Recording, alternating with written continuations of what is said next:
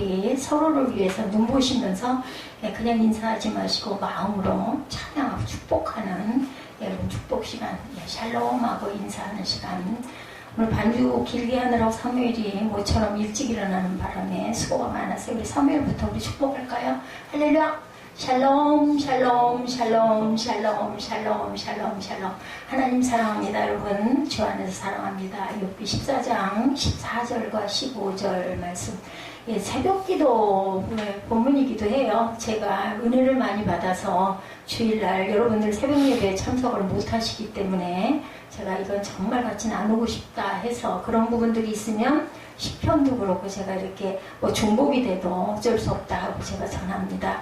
사람이 죽으면 어디 살릴까? 오늘 본문에 이렇게 나와 있죠. 14절 15절 보면 우리 함께 합독해 볼까요? 사람이 죽으면 어찌 살릴까? 나는 나의 싸우는 모든 날 동안을 참고 노이기를 기다렸겠나이다. 기다렸겠다라고 얘기하고 있습니다. 15절에 주께서는 나를 부르셨겠고 나는 대답하였겠나이다. 주께서는 주의 손으로 지으신 것을 아껴보셨겠나이다. 하나님께서는 저와 여러분을 지으셨어요.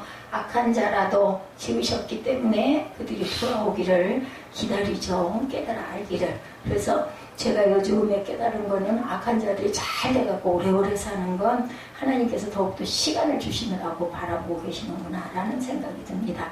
부활이 신약시대에 나타난 그 전형적인 현상이라고 생각하기가 쉬워요. 그죠? 근데 구약시대에 이미 예언되어 있었죠? 욥이 이런 질문을 합니다. 사람이 죽으면 어찌 살릴까? 오늘 본문입니다. 14장 14절이죠. 사람이 죽으면 어찌 다시 살겠나이까? 이 질문은 욥뿐만이 아니라 이 세상에 존재하는 모든 인간이 할 수 있는 하는 질문입니다. 무신론자들도 때로는 이 부분 때문에 고민을 하고 갈등을 하지 않을까 싶습니다. 우리가 죽으면 다시 살 수 있겠는가? 우리가 다시 살 것이라는 사실을 알고 있는데 여러분들 어떠십니까? 우리 돌아가면 다시 살 수 있겠나이까? 아멘? 아멘. 아무도 대답 안 하시네. 저는 아멘 합니다. 죽으면 다시 살기를 소망합니다. 우리가 다시 살 것이라는 사실 알기 때문에 이 자리에서 예배를 드리는 거라고 저는 생각합니다. 왜냐하면 예수님이 죽은 자 가운데서 다시 살아나셨고 그 예수님을 믿는 사람은 죽어도 다시 살 것이라고 분명하게 성경에 말씀하고 있기 때문입니다. 그래서 우리는 성경을 믿고 가기 때문에 진리의 말씀이기 때문에 다시 살 것을 믿습니다. 제가 여러분들에게 설교할 때 여러분들 그냥 너무 감사해서 그냥 묵묵히 듣고만 계시지 말고 때로는 동의하시는 부분은 아멘하고 입술로 고백해 주시면 제가 또 더 힘이 나죠. 여기 14장 1절에서 12절은 인간의 연약함과 짧은 인생의 덧없음을 탄식하고 있어요. 14장에서 1절에서 12절까지. 1절에 보니까 여인에게서 태어난 사람은 생애가 짧고 걱정이 가득하며 그는 꽃과 같이 자라나서 시들며 그림자 같이 지나가며 머물지 아니하거늘 이와 같은 자를 주께서 눈여겨보시나이까? 나를 조합으로 이끌어서 재판하시나이까? 누가 깨끗한 것을 더러운 것 가운데서 낼 수 있으리까? 하나도 없나이다. 그의 날을 정하셨고 그의 달수도 주께 있으므로 그의 규례를 정하여 넘어가지 못하게 하셨사온즉 그에게서 눈을 돌이켜 그가 품꿈같이 그의 날을 마칠 때까지 그를 홀로 있게 하옵소서. 나무는 희망이 있나니 찍힐지라도 다시 우음이 나서 연한 가지가 끊이지 아니하며 그 뿌리가 땅에서 늙고 줄기가 흙에서 죽을지라도 물기운에 우음이 돋고 가지가 뻗어 새로 심은 것과 같거니와 장정이라도 죽으면 소멸되나니 인생이 숨을 거두면 그가 어디 있느냐? 물이 바다에서 줄어들고 강물이 잦아서 마름같이 사람이 누우면 다시 일어나지 못하고 하늘이 없어지기까지 눈을 뜨지 못하며 잠을 깨지 못하느니라. 이렇게 말하고 있죠. 주는 나를 수월에 감추시며 주의 진노를 돌이키실 때까지 나를 숨기시고 나를 위하여 규례를 정하시고 나를 기억하옵소서. 그리고 나서 이제 장정이라도 죽으면 어찌 살겠습니까? 라고 얘기합니다. 나는 나의 모든 고난의 날 동안을 참으면서 풀려나기를 기다리겠나이다. 순종하죠? 15절에 주께서는 나를 부르실 거고 나는 대답하겠다. 주께서는 주의 손으로 지으신 것을 기다리시겠나이다. 당연한 말씀이에요. 근데 욥처럼 고난을 받았을 때 과연 제가 여러분들이 이 고백을 할 수 있겠는지 욥을 하나님께서 죽이시려고 그 연단을 주신 게 아닌 걸 우리는 성경에 결론이 나와 있기 때문에 알지만, 그때 그 당시에 욥은 얼마나 황당하고, 황당하고 당황이 반대로 말이 거꾸로 되어 있는 말인데 아주 기가 막힌 짝꿍 같아요. 제가 생각할 때는. 여러분, 황당의 뜻이 알죠? 그리고 당황한다는 뜻도 알죠? 얼마나 당황하고 황당하다는 생각을 했을까? 그는 10명의 자식을 잃고 재산과 건강을 다 잃어버립니다. 그는 말로 표현할 수 없는 엄청난 고난을 당하고 있어요. 그래서 욥기 14장 1, 2절에 욥은 그런 고백을 했던 거예요. 여인에게서 난 사람은 사는 날이 적고 괴로움이 가득하며 그 발생함이 꽃과 같아서 쇠하여지고 그림자같이 신속하여 머물지 아니한다. 마치 꼭 그저 전도서 비슷한 느낌이죠. 정말 허무하다. 여러분들 어렵지가 않아요. 욥기가 어려울 것 같지만 읽어보니까 다 이해가 되시죠? 제가 저는 읽다 보니 그냥 술술 12절까지 읽었습니다. 욥은 인생을 고난을 위하여 낳나니 불티가 위로 나른 같다고 말합니다. 욥기 5장 7절에 불티는 그 밑으로 내려가질 않죠. 여러분들 보셨어요? 혹시 뭐 태울 때 다 불꽃들이 위로 올라가요. 그죠? 그래서 인생은 고난을 위하여 낳나니 불티가 위로 나른 것 같다. 우리도 죽으면 돌아가는데 하늘로 돌아가는 게 정상이에요. 그래야 하는 거죠. 스올로 땅속으로 빠져서 영원한 불못에 떨어져서는 절대로 안 됩니다. 그런데 욥은 이런 와중에도 다음과 같은 고백을 합니다. 7절이죠. 나무는 소망이 있나니 찍힐지라도 다시 움이 나서 연한 가지가 끊이지 아니하며. 여러분들 고목같이 생긴 겨울에, 그죠? 이파리가 하나도 없고 완전 죽은 나무 같은 나무도 봄이 되면은 어때요? 연두색으로 이렇게 바래요. 끝을 가만히 들여다보면. 그러다 거기서 잎이 이렇게 나는 걸 우리가 봅니다. 겨울에서 봄으로 넘어갈 때 참 신기하다는 생각이 들더라고요. 버들가지 같은데 끝부분 보면은요, 연두색이다가 푸르스름해지면서 거기서 싹이 돋죠? 살아있는 나무는 그래요. 뿌리가 살아있으면. 겨울이 되면 잎사귀가 떨어지고 가지를 다 잘라낸 나무는 봄이 되면 다시 봄이 나고 이렇게 꽃이 핍니다. 봄거리에는 벚꽃, 진달래, 철쭉, 개나리 등 각종 꽃들이 아름답게 피어나죠. 여지없이 피어납니다. 추운 겨울에 죽은 것처럼 보였던 나무와 식물들이 이렇게 소생을 합니다. 하물며 우리는 어떨까? 우리도 하나님께서 정말 영광스럽게도 감사하게도 뭘로 비교할 수 없을 만큼 기쁘게도 우리에게 그 부활을 통해서 새 생명을 주셨죠. 우리의 모든 죄를 감당하시고 예수 그리스도께서 십자가에 못 박혀 돌아가심으로 우리 죄를 청산해 주시죠. 그래서 의롭다 칭해 주셨습니다. 나무는 겨울에 죽은 것 같아도 소망이 있고 봄이 되면 다시 우미 나고 꽃이 필 것이고 우리는 또한 죽는다 할지라도 하나님 나라에서 영원히 사는 영생의 기쁨을 맛보고 구원을 맛볼 것입니다. 욥기 14장 10절에 사람은 죽으면 소멸되나니 그 기운이 끊어진지 그가 어디 있느냐라고 기록되어 있습니다. 욥은 사람이 죽으면 어디로 가는지 알 수 없다고 탄식합니다. 나무는 잘라도 다시 살아나는데 사람은 죽으면 도대체 어디로 가는지 나는 알 수가 없습니다. 라는 거죠. 그러나 욥은 그래도 절망하지 않죠. 단지 여기서 탄식하고 있는 이유는 인간 세계 그 어디에도 죽음이라는 한계를 극복할 어떤 도움도 얻을 수 없기 때문에 탄식을 하죠. 우리가 뭔가 답을 열심히 찾다가 답을 못 찾을 때, 그죠? 절망하고 낭망하고 탄식하게 됩니다. 죽음의 한계를 극복하려고 했던 사람 가운데 유명한 중국 여러분들 아시죠? 진시황. 제가 어렸을 때 아주 신기하게 이 진시황의 이름은 아주 머리에 박혀 있어요. 불로초 부하로 동방으로 보내지죠. 그런 것처럼 그 사람이 어떻게 죽지 않고 영생할 수 있을까라는 것을 고민한 사람이 이 사람도 그래서 결국은 영원히 죽지 않는 불로초를 구하러 동방으로 보냅니다.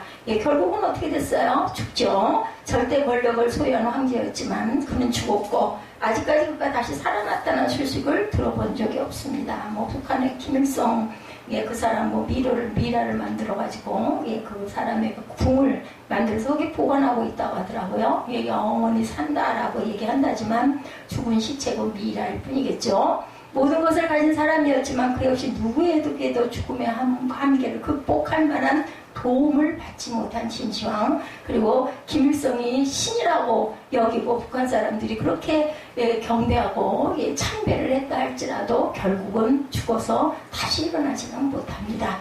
자연 세계에서도 죽음의 한계를 극복할 도움을 얻지 못하는 것은 마찬가지입니다. 죽은 사람이 어떤 약을 먹고 다시 살아난다면 아마 뭐 우리 쉬운 말로 대박, 대박이라는 소리들 많이 하죠.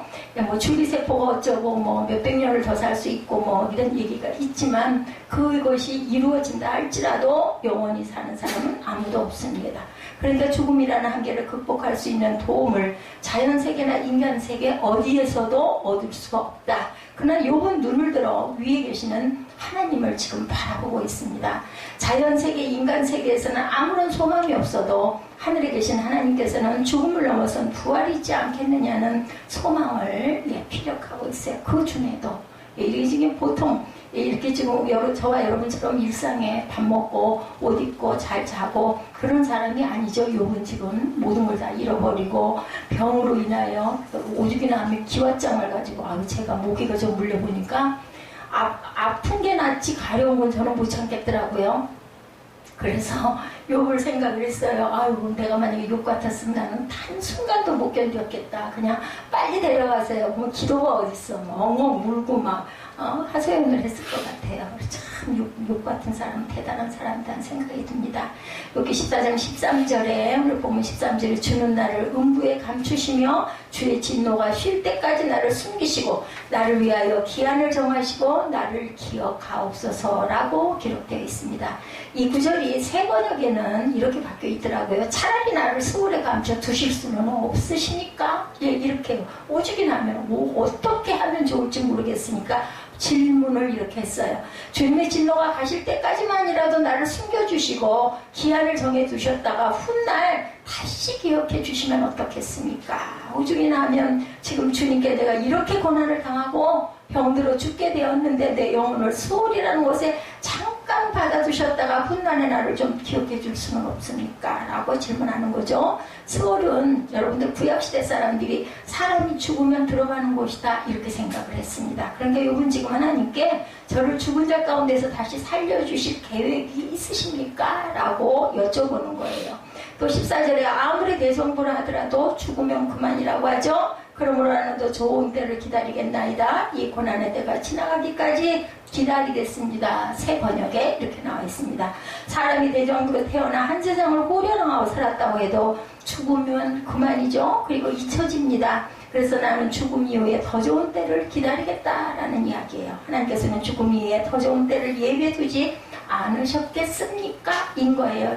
분명히 그럴 겁니다.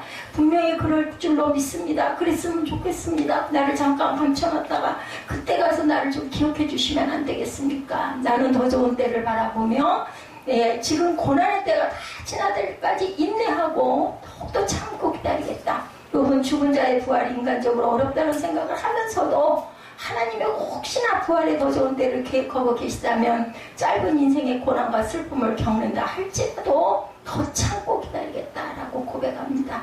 15절에 그때 주님께서 나를 불러주시면 내가 뭐라 그래 대답하겠나이다. 주님께서 손수 지으신 나를 보시고 그러면 기뻐하시지 않겠습니까? 인 거죠. 요번 때 주님이 불러주시면 대답하겠다라고 고백해요. 저와 여러분은 어떠실 것 같으세요? 저도 아이고 하나님, 아이고 예수님 저 여기 있습니다. 아이고 감사합니다. 나 불러주시고 나 기억해 주시니 너무너무 감사합니다. 그럴 것 같습니다. 내용이 소홀해 있다 할지라도 주님이 불러주시면 내가 부활에 참여하겠다는 소망 당연한 거죠. 그죠? 욥은 지금 희미하게 부활을 소망하고 있어요. 형체도 보이지 않게. 우리는 성경이 있기 때문에 다 알고 있지만 신구약에 다 답이 나와 있기 때문에 알고 있지만 이때 욥은 얼마나 그저 답답하고 얼마나 안타깝고 얼마나 기가 막혔겠나. 그죠? 그런데 이 희미한 부활에 대한 소망은 신약에 와서 명백해집니다. 예수 그리스도께서 죽은 자 가운데서 며칠 만에 부활, 3일 만에 부활하십니다. 그리고 그 증거를 수없이 많은 사람들에게 보여주시죠. 또 예수 그리스도를 구주로 믿고 예수 그리스도와 연합하는 사람은 그가 재림하실 때 모두 생명의 부활을 해서 영생 불멸하는 존재로 살게 해주실 것이라고 기록되어 있습니다. 신약에 저와 여러분들 성도에게 현재도 좋은 때지만 죽은 후가 더 좋은 때가 된다는 거죠. 그래서 그런 사람들은 현재 고난이 장차받을 영광과 뭐라 그래 비교할 수 없다고 얘기합니다. 예수를 믿는 우리는 죽어도 다시 살고 살 뿐만 아니라 영원히 산다라는 거예요. 이 기가 막힌 축복 혹시 여러분들 느끼십니까? 깨달으십니까? 예, 아멘입니다. 죽어도 다시 살고 또 다시 죽고 사는 것은 부활이 아니죠. 죽어도 다시 살아 영원히 사는 것이 부활입니다. 우리는 영생 불멸할 것이고 그렇기 때문에 현세 삶이 조금 힘들고 어려워도 견딜 수 있고 참을 수 있고 억울해도 하나님께서는 나를 영원히 살려주실 것이니까 아까 제가 1부 때 말씀드린 것처럼 원수도 사랑할 수 있습니다. 뭐 죄송합니다. 저는 사랑까지는 아니라도 아이고 저들 불쌍히 여겨주시옵소서. 깨닫지 못해서 그리고 듣지 못해서 그러니 불쌍하게 여겨주옵소서 하고 기도해 줘야 된다. 왜냐하면 내가 영생의 생명을 하나님께 얻었기 때문에 너무 감사하니까 우리 뭐 기가 막힌 선물을 정말 생각지도 않은 기가 막힌 선물을 만약에 얻었다면 그 조그만 거 뭐 좀 누가 나한테 좀 잘못했어 아니면 조금 빚을 졌어 어때요? 여러분들 아이고 그까짓 거 상관없어 아이고 다 가져 아이고 용서해줄게 이러지 않겠습니까? 그죠?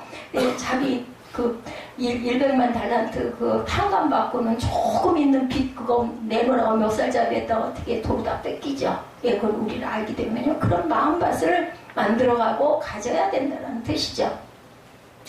오늘 신약의 뿌리가 되는 구약성경 속에 나타난 부활사상에 대해서 살펴봅니다. 구약성경에 부활사상이 있는가 없는가의 문제로 바리새인들과 사두개인들이 서로 대립합니다. 사두개인들은 당시 성전을 장악한 제사장들이죠. 성전에서 물건을 팔아 돈을 갈취한 자들이었고 모세오경과 역사서에서 부활사상을 찾아볼 수 없다는 이유로 부활을 아주 거부하고 아니라고 얘기하는 사람들, 믿지 않는 사람들이었습니다. 반면에 바리새인들은 주로 랍비들이요, 선생님들입니다. 회당에서 말씀을 가르치던 사람이었고 이들은 말씀을 가르치는 사람이었기 때문에 구약성경에 부활사상이 있다고 믿었던 사람들. 바리새인과 사두개인의 차이 여러분들 아시겠죠?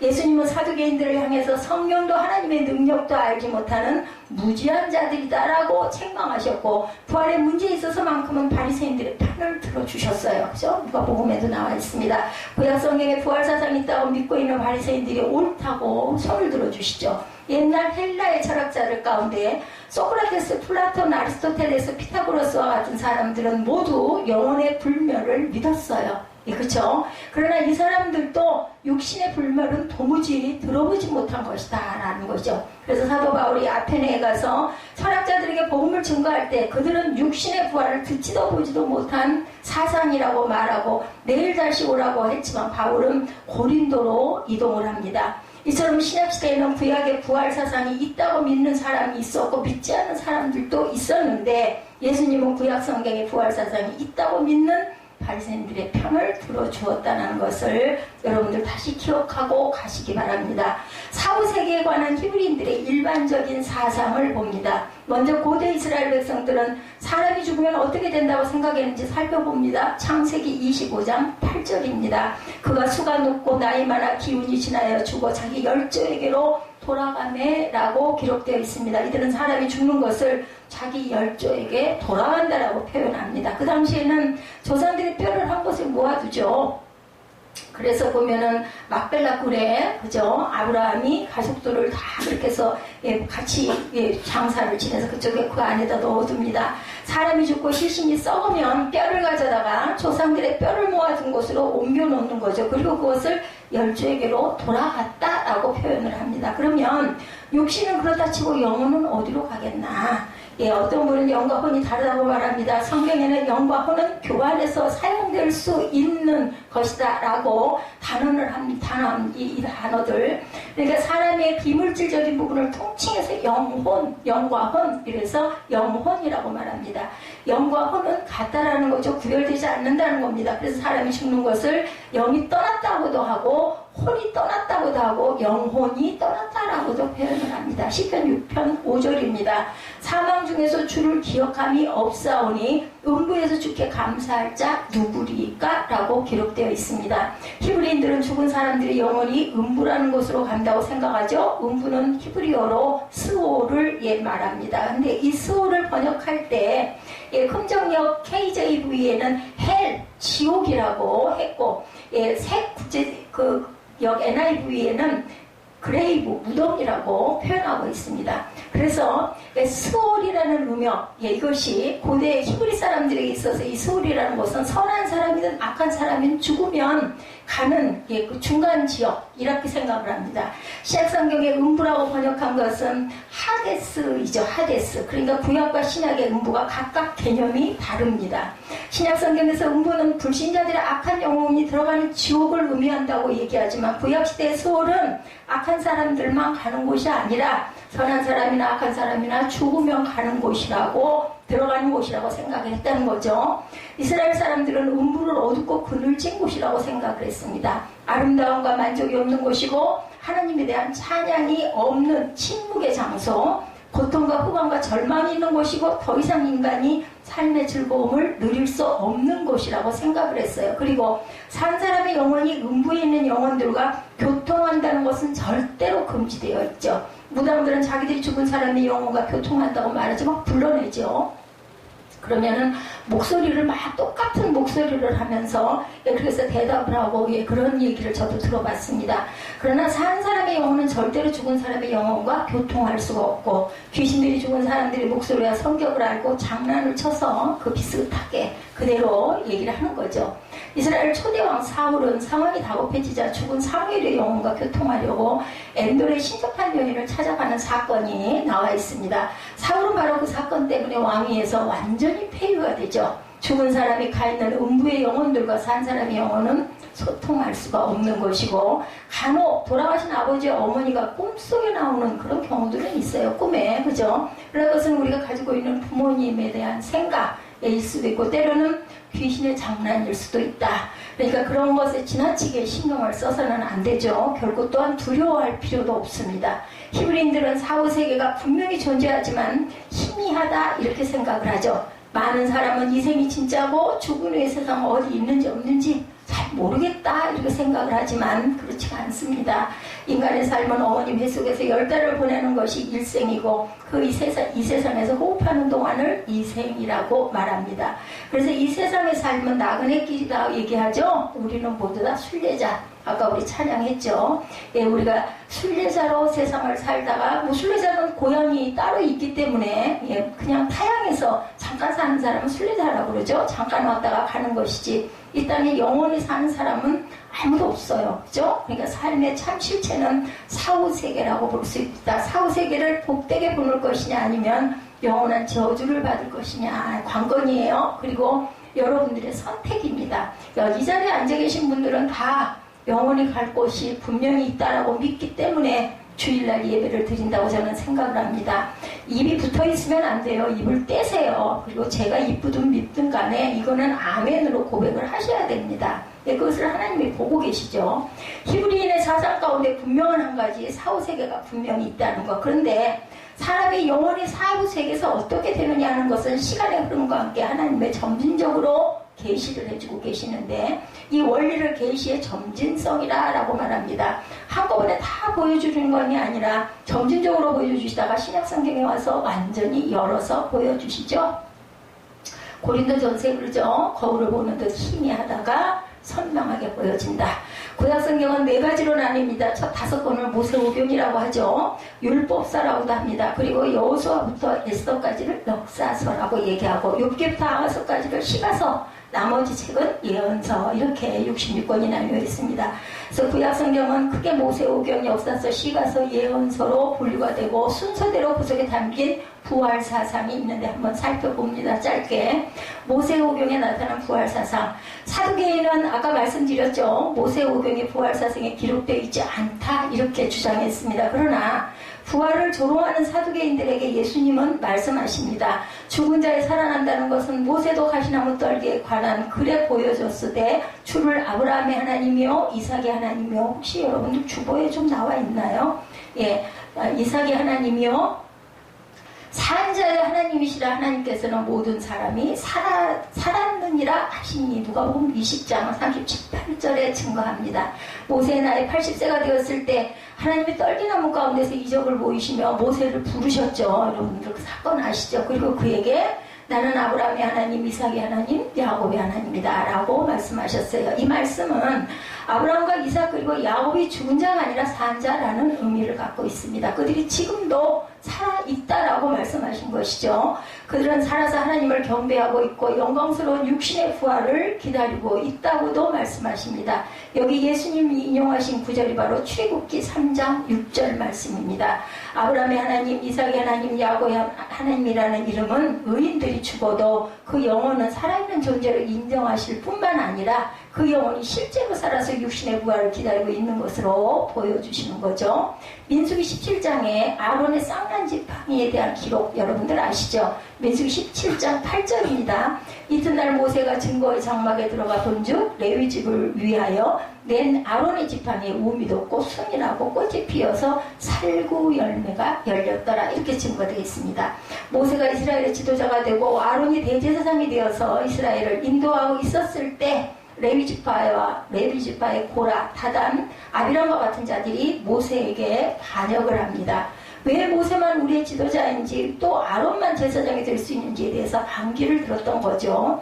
250명의 족장들이 고라의 편을 들었고 14,700명의 백성도 고라를 따랐습니다. 이렇게 큰 반역이 일어난 사건이 있었어요. 근데 고라와 다단과 아비람은 그의 땅이 갈라져서 산채로 떨어져 죽습니다. 족장 250명이 분양하다가 불에 타 죽었고 백성 14,700명은 연병을 앓다가 죽습니다. 그때도 전염병이 이렇게 창궐을 했어요. 앞으로도 전염병은 끊임없이 계속 일어날 것입니다. 그러나 그럼에도 불구하고 모세와 아론의 지도력을 인정하지 않고 시비를 거는 사람이 있어서 하나님은 12지파 사람들의 대표를 불러 그들이 지팡이를 한데 모았죠. 지팡이는 이미 나무로서 완전히 생명을 잃은 죽은 나무예요. 그렇죠? 근데 하나님이 12개의 지팡이 가운데 싹이 나고 우음이 돋고 열매가 맺히는 지팡이의 지파는 제사장으로 택한 종족이다. 이렇게 말씀을 하셨어요. 하도 안 믿으니까 눈으로 보여주신 거죠. 사건을 통해서. 12지파의 대표가 모두 지팡이를 가져왔는데 레위지파 아론의 지팡이에서만 싹이 나고 우음이 돋고 꽃이 피고 살구 열매가 열립니다. 아론의 죽은 지팡이에서 열매가 맺히게 된 거죠. 이런 기상천외한 기적은 무엇을 말씀하시는 것일까? 하나님은 죽은 자를 살리는 능력이 있다는 것을 당연히 생명을 주신 분이 하나님이시니까 거두시는 분도 하나님이시고 욥의 고백처럼 다시 또 돌려주시는 분도 당연히 하나님이시죠. 하나님은 죽은 나무 지팡이에도 싹이 나게 하시고 열매를 맺게 하시는 능력이 있죠. 이것이 바로 부활의 능력. 예수님도 십자가에 못 박아 돌아가시고 다시 사흘 만에 살려주셨어요. 그 부활을 통해서 그 생명을 우리가 믿는 자에게 다 주셨죠. 모세 오경에도 2번이나 부활을 암시하는 말씀이 기록되어 있는 것을 봅니다. 역사서에 나타난 부활 사상을 잠깐 봅니다. 역사서에는 부활 사상을 찾아보기가 쉽지 않습니다. 그러나 죽은 자를 살리는 2가지 기적을 살펴볼 수가 있는데 열왕기상 17장에 기록된 사르밧 과부의 아들 살려낸 선지자 엘리야 사건 아시죠? 이스라엘 땅에 가뭄이 들었을 때 엘리야 선지자는 시돈 땅 사르밧으로 가서 과부에게 음식을 공개받아서 연명을 합니다. 근데 그 과부의 아들이 병들어 죽자 엘리야는 죽은 아이의 몸 위로 올라가서 자기 몸을 3번 펴고 아이의 혼을 몸으로 돌아오게 간구하는 기도를 통해서 아이의 생명을 살리죠. 그리고 열왕기 4장에 엘리사 선지자 수행 여인의 공개 사건이 있죠. 엘리사가 지나갈 때마다 이는 하나님의 사람이라고 해서 자기 집에 방도 만들어 놓고 책상도 만들어 놓고 유하게 한 사건이 있었어요. 그죠? 근데 이 수냄 여인의 아들이 죽습니다. 그러자 엘리사가 야훼께 기도하고 그 아이 위에 올라가 자기의 입을 아이의 입에 대고 자기 눈을 아이 눈에 대고 자기 손을 아이 손에 대자 아들이 7번 재채기를 하더니 살아납니다. 열왕기하 4장 34절 5절이죠. 아이 위에 올라가 엎드려 자기 입을 그의 입에 자기 눈을 그의 눈에 자기 손을 그의 손에 대고 그의 몸에 엎드리니 아이의 살이 차차 따뜻하더라. 엘리사가 내려서 집안에서 한 번 이리저리 다니고 다시 아이 위에 올라 엎드리니 아이가 7번 재채기하고 눈을 뜨는지라. 살아난 사건입니다. 그러니까 엘리야와 엘리사 선지자는 죽은 사람을 살려내는 기적을 보여주었죠. 물론 이 2가지 사건은 부활의 성격과 같지는 않습니다. 다시 살아나게 되었지만 소아들을 끝내 수명이 다해 다시 죽을 것이기 때문이죠. 이것은 단순한 생명 회복이지 부활은 아닙니다. 부활은 죽었다 다시 살아 영원히 죽지 않는 영생불멸을 말합니다. 그러니까 역사서에는 부활에 관한 이야기가 없지 않느냐 이렇게 말할 수 있지만 하나님이 죽은 자의 생명을 회복시킬 능력을 가지고 계시다면 다시 죽지 않게 하실 수 있는 능력 또한 가지고 계시다. 저는 믿습니다. 죽은 자도 살려내셨는데 다시 죽지 않도록 하지 못할 리는 없으시죠. 죽은 자를 살리신 하나님은 얼마든지 다시 죽지 않고 영원히 살게 하실 수 있는 분이심을 사서에서도 여전히 암시해 줍니다. 시가서 나타난 부활사상 봅니다. 욥기 14장 14절 오늘 말씀이죠. 사람이 죽으면 어찌 다시 살리까 나는 나의 싸우는 모든 날 동안을 참고 노이기를 기다렸겠나이다. 욥은 희미한 부활의 소망으로 간구합니다. 그러나 욥기 19장 25절에서 27절에 내가 알기에는 나의 구속자가 살아계시니 후일에 그가 땅 위에 서실 것이라. 나의 이 가죽 이것이 썩은 후에 내가 육체 밖에서 하나님을 보리라. 내가 친히 그를 보리니 내 눈으로 그를 보기를 외인처럼 하지 않을 것이고 내 마음이 조급하구나. 이게 욥기 19장에 가면 이렇게 말씀해요. 예수 그리스도가 그때 나오죠. 욥은 14장의 고백 이후에 19장에 구속자 예수 그리스도를 자기 눈으로 볼 것임을 확신합니다.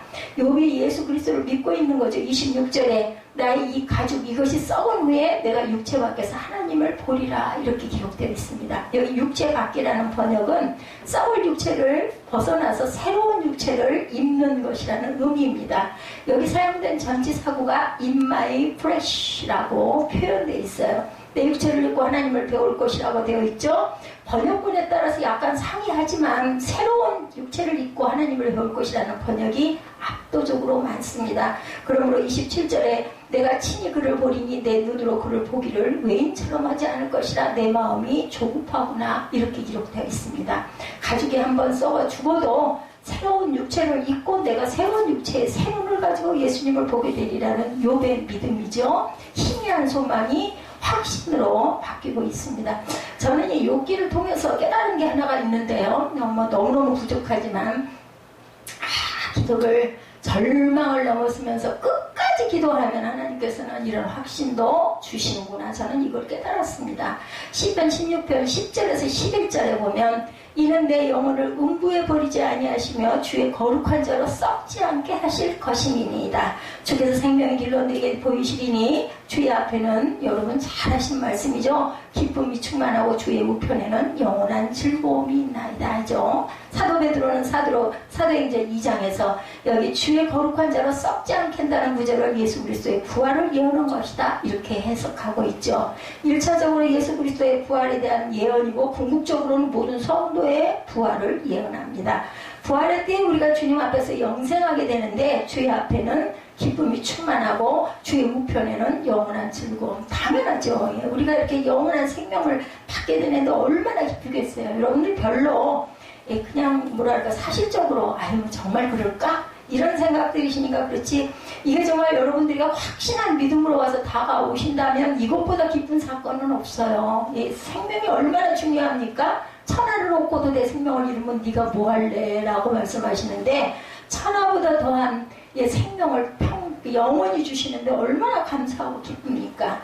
여러분은 기쁨이 충만하셔야 됩니다. 현세에서는 즐거움이 있다가 없다가 할 것이지만 부활해서 주님을 배웠고 영생불멸하게 되면 기쁨이 충만하고 영원한 즐거움이 우리와 함께 하실 줄로 믿습니다. 그 믿음을 가지시고 오늘 정말 조금 좀 고난스럽고 어렵다 할지라도 절대로 절망하시거나 낙심하시지 마시기 바랍니다. 우리에게 하나님이 고난을 주시는 건요 우리를 사랑하셔서 깨달아 알으라고. 제가 금요일날도 말씀을 드렸지만 악한 자는 그걸 깨달지는 못해요. 그래서 잘 먹고 잘 살다가 아유 저렇게 악한 녀석 안 잡아가고 뭘 하시나 이런 얘기들 가끔 하는 소리를 듣지만 얼마나 악하면 그걸 깨달지 못하고 잘 먹고 잘 살고 배도들이다가 결국은 죽어서 영원히 죽죠. 그 영생을 하긴 해요. 사망 속에서 영생을 하죠. 계속 고통 속에서 헤매게 됩니다. 이런 기쁨이 충만하고 영원한 즐거움을 누릴 때가 반드시 믿는 자에게 나타나 줄 줄로 믿습니다. 예언서에 나타난 부활사상 잠깐 봅니다. 예언서에서는 부활사상이 좀 더 명확합니다. 이사야 26장 19절에 주의 죽은 자들은 살아나고 우리의 시체는 일어나리다. 이렇게 고백하고 있어요. 이사야가. 티끌에 거하는 자들이 너희는 깨어 노래하라. 주의 이슬은 빛난 이슬이니 땅이 죽은 자를 내어놓으리라 라고도 기록되어 있습니다. 주님이 재림하실 때 주의 음성을 들으면 땅이 죽은 자를 내어주고 부활하게 된다는 거죠. 죽은 자들이 살아나고 시체들은 일어날 것이다. 계시록에 있는 내용이 그대로 실려 있습니다. 근데 죽은 자들이 다 살아나는데 어떤 사람은 영광스럽게, 어떤 사람은 치욕스럽게 살아난다.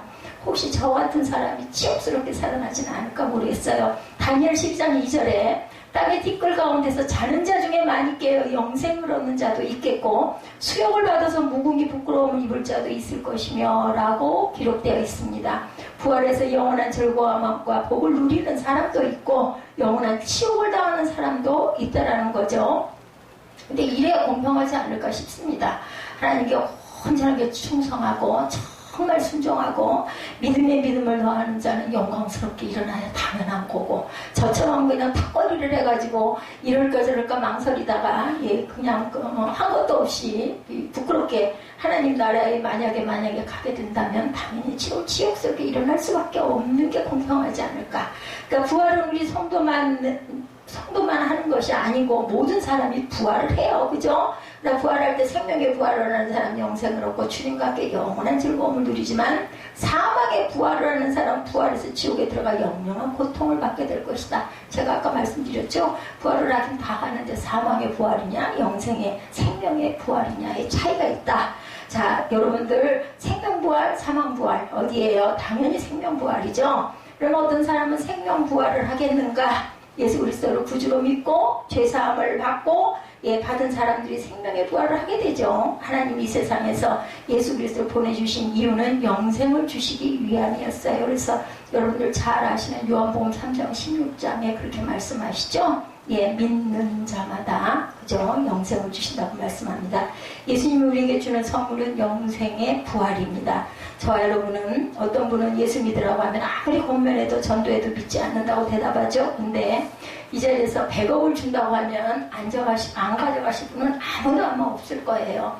어떻게든 가져가려고 용을 쓸 겁니다. 저도 그럴 것 같아요. 근데 100억과 비교할 수 없는 영생불멸의 선물을 주신다고 해도 믿지 않고 시큰둥하게 앉아있는 건 정말 미련한 자죠.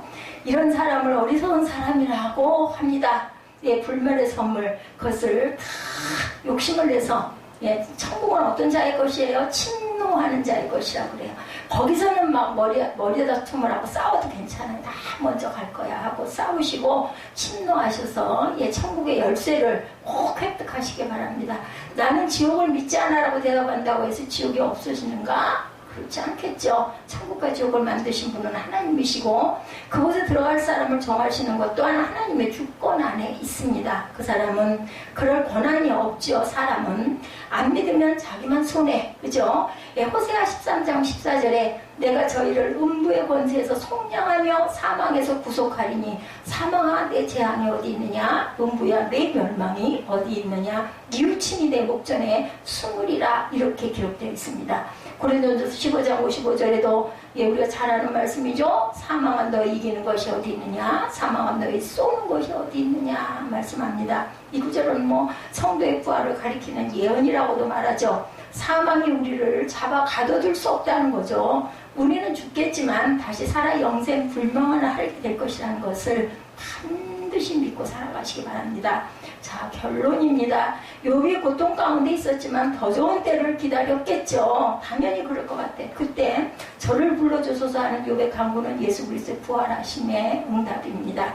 예수님의 부활로 사람이 죽었다 다시 사는 것이 있다는 것을 증명해 보이셨고 부활의 첫 열매가 되셔서 그를 구주로 믿는 모든 성도들을 모두 생명의 부활로 나아가게 될 것이다 확실하게 약속해 주셨기 때문에 누구나 부활을 하지만 생명의 부활과 사망의 부활이 있다는 것을 잊지 마시기 바랍니다. 나는 죄가 많아서 어떻게 천국으로 가겠느냐고 말씀하시는 분들도 믿기만 하면, 그죠? 천국 그 티켓은 정말 값으로 정할 수 없는데 너무너무 어떻게 보면 정말 쉬워요. 그죠? 믿기만 하면입니다. 죄 없는 사람은 아무도 없죠. 예, 하나님은 죄인을 불러 구원하시는 분이기 때문에 죄가 많은 저와 여러분들도 부르셔서 예수를 믿고 죄 용서함을 받고 그것에 보답으로 영생의 티켓을 주신다는 것을 반드시 거머쥐는 저와 여러분 되시기 바랍니다. 그래서 믿는 사람에게 죄사함과 영생을 주신다는 것은 바로 뭐예요? 굿뉴스예요. 굿뉴스일 수밖에 없어요. 더 귀한 표현은 없어요.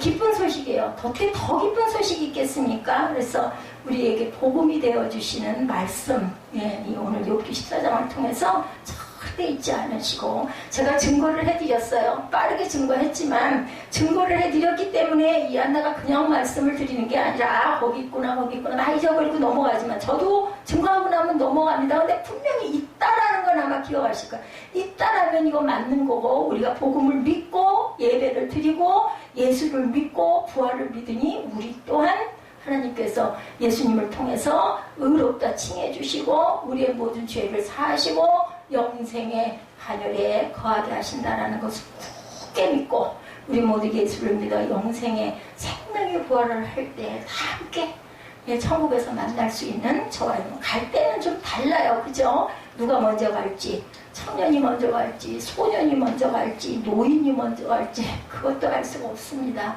예지 벼랑간에 병 앓는 걸 보니 정말 사람이 살았달 게 없다. 개호흡하는 걸 제가 요즘 날 여기서 목격을 하고 놀란 것은 제가 이 몸을 하고 있지만 알 수가 없구나. 저는 호흡은 편하거든요.